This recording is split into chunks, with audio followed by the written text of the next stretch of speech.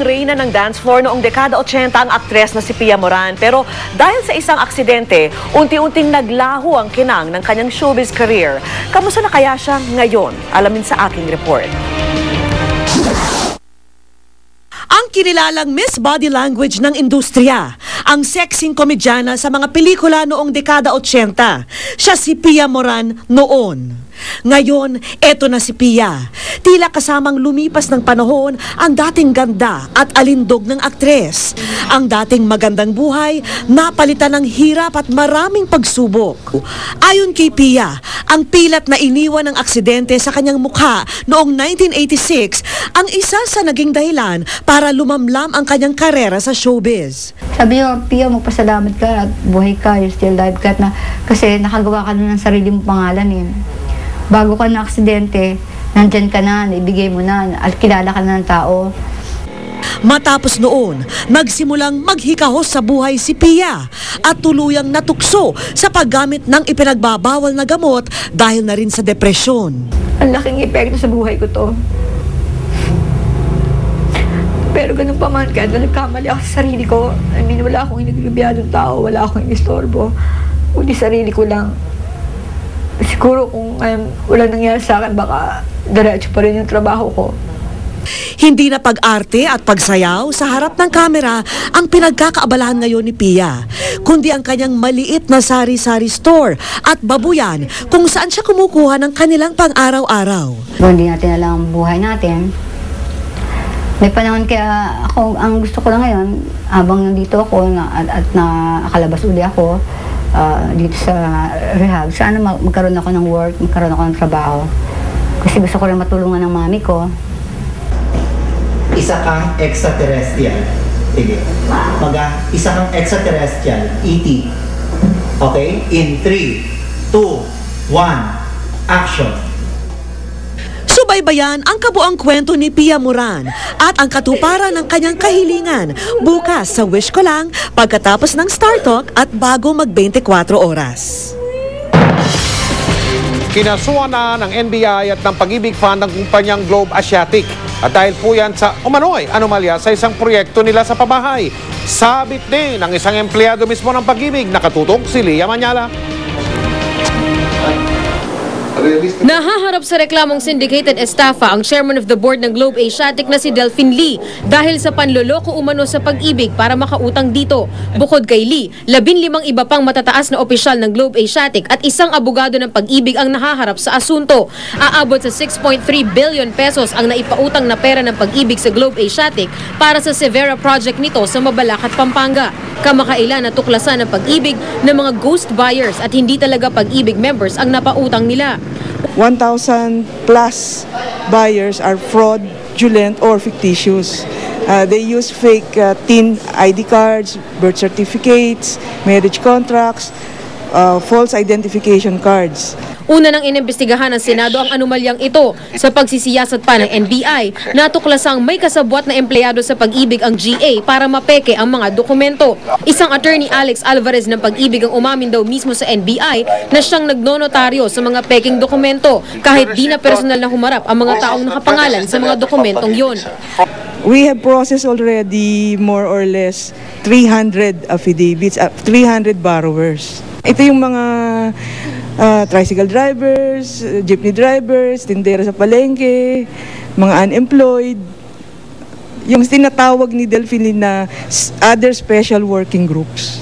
Sinubukan namin kunan ng pahayag si Lee pero hindi siya sumasagot sa aming mga tawag at text. Nagtungo rin kami sa kanilang opisina sa Ortigas pero wala raw tao doon. Sinubukan naman namin kunan ng pahayag si Attorney Alvarez na sinasabing kasabwat ng GA ngunit wala raw ito sa kanyang opisina sa Pag-ibig. Non-bailable offense ang syndicated estafa na may parusang life imprisonment. Nanawagan naman ang HUD-C sa sino mang may nalalaman pa na lumantad na at tumulong sa investigasyon. Paano naman tayo na nagbabayad sa Pag-ibig, di ba? So, rightfully, Pag-ibig will have to protect the fund. And we will all have to be, protecting each other, di ba? Kasi, one time or another, we will all need to borrow. Lia Manyalak, nakatutok, 24 oras. Sa wakas, natukoy na kung saan nagmumula yung petrolyo ng ilang buwan ng tumatagas doon sa may West Tower Condominium sa Luzon, Makati. Nakatutok si John Consulta, live mula sa Makati. John?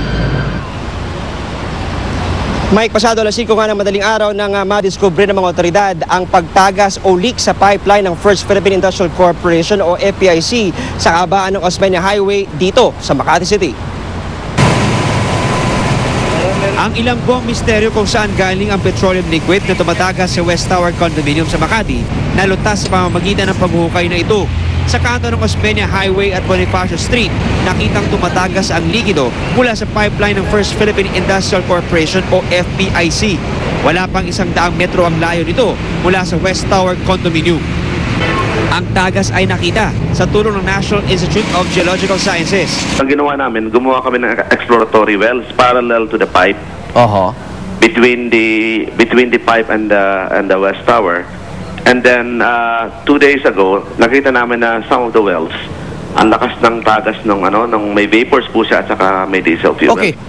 Sa pagkakadiskubre ng tagas, ayon sa lokal na pamahalaan ng Makati, hindi na raw mitatanggi ng FPIC na sa kanilang pipeline nga galing ang 100,000 litro ng likidong pumasok sa basement ng kondominium. Sinabi ng FPIC na isinara na nila mula pa noong Miyerkules ang pipeline na ito na dinadaanan ng di bababa sa 60% ng supply ng petroleum products ng Metro Manila galing sa refinery sa Batangas. Hinala ng FPIC, posibleng tinamaan ang kanilang pipeline ng mga sinasagawa pag-aayos ng tulay ng Magallanes. Ito'y nandoon sa isang lugar na, of course, may katabi siyang structure. Baka naman nangyari nung may mga construction activities noon, baka naman natamaan ng pipeline noon. Kailangan marating natin yung eksaktong leak para makagawa tayo ng proper analysis. Tiniyak naman ng FPIC na kanilang haharapin ang lahat ng responsibilidad sa mga residente at establishmento na naapektuhan na naging pagtagas ng kanilang pipeline. Na kami nagtatayo na ng isang dedicated office to address all concerns about this incident. Doble ingat ang ginagawang paghuhukay ngayon ng mga otoridad para hindi maapektuhan ang structural integrity ng tulay ng Magallanes dito sa Makati City. Samantala, idineploy na rin sa iba't ibang bahagi ng West Tower Condominium ang mga fire trucks ng Makati City Hall tulad ito para mabilis na makaresponde sakali magkaroon ng sitwasyong kailanganin ito. May tulay doon sa gilid nung pipe na kailangan magiging masusi din ang pag-aaral. Ayaw nating palakihin yung problema. So, we will move with caution. Ikinatuwa naman ng mga residente ng West Tower ang pagkakadiskubre sa pinagmumula ng likido. Pero gate nila, bukod sa pagtulong sa mga naperwisyo sa nangyaring pagtagas, dapat din daw ayusin ng FPIC ang kanilang pagresolba sa problema. I think FPIC has to do a very due diligence sa pipeline nila. Kasi sinasabi nila, based on the test, walang leak. Pero ngayon may leak. They have to clean the environment. Mike, nakakalat ngayon sa lugar ang mga no smoking signs sa gilid ng southbound lane ng tulay ng Magallanes para maiwasan ang peligro sa lugar. Ngayon ay natukoy na ang pinabumulan ng tagas.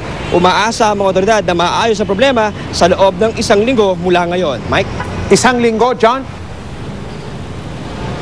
Yan ang binigay na pagtaya ni Mayor Junjun Binay kanina, Mike. Pero sinabi ng FPIC na patuloy pa rin silang gagawa ng mga paghuhukay para matukoy ang iba pa mga posibleng pinagmumulan ng leak mula sa kanilang mga pipeline. Mike? At samantala, habang ginagawa nila yung tubo na yan, sarado pa rin at apektado pa rin ang daloy ng petrolyo mula dun sa pinanggagalingan papunta ron sa mga oil depot at sa iba pang mga lugar sa Metro Manila, John. Tama yan, Mike. Mula pa noong Miyerkules ay isinara na nga ang pipeline ng FPIC at apektado na raw nga rito ang 60% na source ng petrolyo dito sa Metro Manila. Kaya mamaya sa iba pang ulat ng ating mga kasamang reporter ay malalaman natin ang iba pang mga detalye ng ulat na ito. Mike. Maraming salamat, John Consulta. At susunod,